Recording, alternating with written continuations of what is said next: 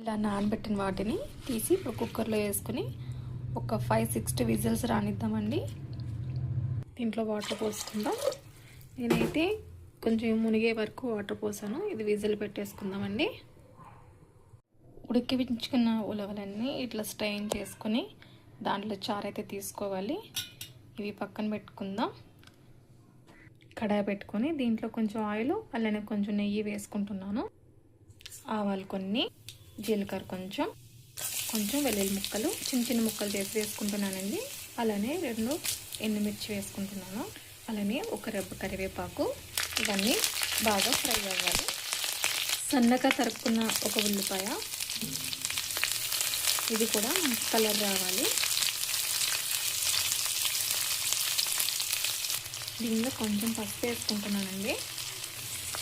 నేనైతే ఈ చారుని first time చేస్తున్నాను. ఎప్పుడు బయట తెచ్చుకొని తినడమే కానీ నేను ఎప్పుడు ట్రై చేయలేదు.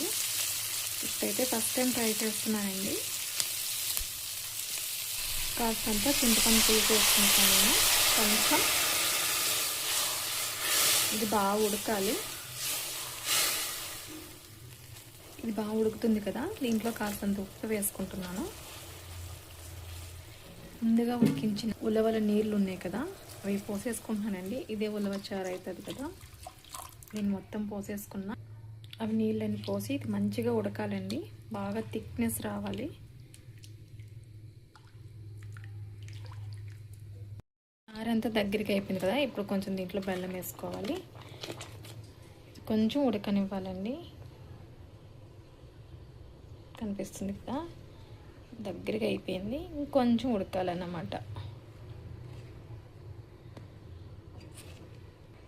అంతేనండి, ఫైనల్గా ఉలవచారు అయితే రెడీ అయిపోయింది. చూసారు కదా, చిక్కగా అయిపోయింది. ఉలవచారు రెడీ. చారు చేసిన తర్వాత మిగిలిపోయిన ఉలవలతో నేను ఇట్లా తాలింపు వేసుకున్నాను. జీలకర్ర, ఆవాలు, పచ్చిమిర్చి, కరివేపాకు వేసి కొంచెం సాల్ట్ వేసాను అంతే. ఇట్లా తాలింపు వేసుకుని ఇవి కూడా తినేవచ్చండి. కొంచెం పడేస్తారండి, అట్లా పడేయకుండా ఇట్లా కూడా ఇది కూడా తినేవచ్చు.